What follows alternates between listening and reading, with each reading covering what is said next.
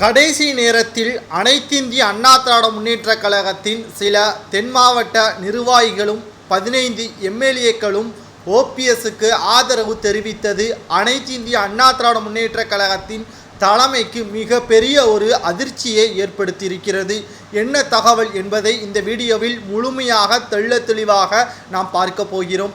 கிட்டத்தட்ட மக்களவை தேர்தல் நெருங்கும் பொழுது அரசியலிருந்து பன்னீர்செல்வம் அவர்கள் முழுமையாக அதிமுகவில் இருந்து நீக்கப்பட்டதாக எடப்பாடி பழனிசாமி அவர்கள் அறிவித்தார். பலவிதமான குற்றச்சாட்டுகளும் எடப்பாடி பழனிசாமி பன்னீர்செல்வம் அவர்கள் மீதும் முன்வைத்திருந்தார்.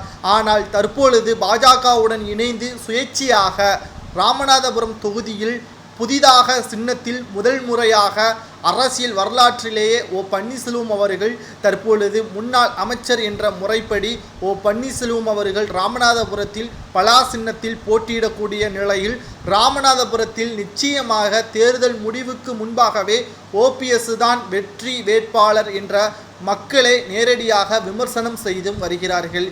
இதுவரைக்கும் திமுகவின் வேட்பாளராக இருந்தாலும் சரி, அதிமுகவின் வேட்பாளராக இருந்தாலும் சரி, யார் பிரச்சாரத்திற்கு சென்றாலும் பெரும் படைகளுடன் ஓபிஎஸ் அவர்கள் பிரச்சாரத்திற்கு வந்தால் மட்டும்தான் பிரச்சாரத்தில் ஒட்டுமொத்த ராமநாதபுரம் மக்களுமே களை கட்டியுள்ளனர். மேலும் அவர்களுக்கு திருவிழா என்றும் கூறலாம். மேலும் ராமநாதபுரத்தில் மீனவர்களின் வாழ்வுரிமைக்கும் ராமநாதபுரம் வறண்ட பூமியாக இருக்கக்கூடிய நிலையில் செழுமையான பூமியாக உருவாக்குவதற்கு நான் பாடுபடுவேன்.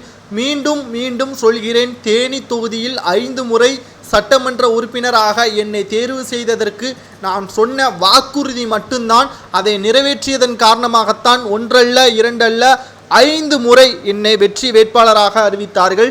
அதே நிலைமை எனக்கு ராமநாதபுரத்தில் ஏற்படுத்த வேண்டும். மக்கள் என் மீது நம்பிக்கை வைத்ததை நான் என்னைக்குமே தவறாக பயன்படுத்த மாட்டேன் என்றும் ஓபிஎஸ் அவர்கள் பிரச்சாரம் மேற்கொண்டு வந்த நிலையில் மத்தியில் மீண்டும் பாஜக தான் ஆட்சி என்றும் தற்பொழுது தெரியப்படுத்தப்பட்டுள்ளது.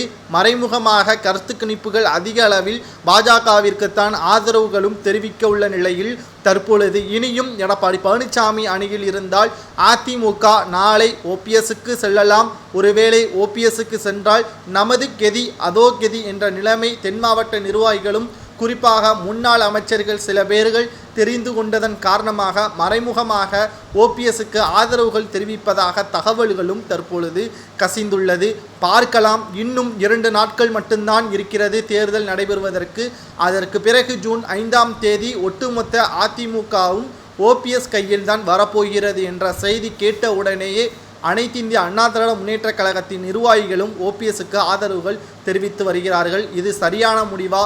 ஓபிஎஸ் அதிமுகவை கைப்பற்றுவாரா என்பதை கமெண்ட் வாயிலாக மறக்காமல் கூறுங்கள்.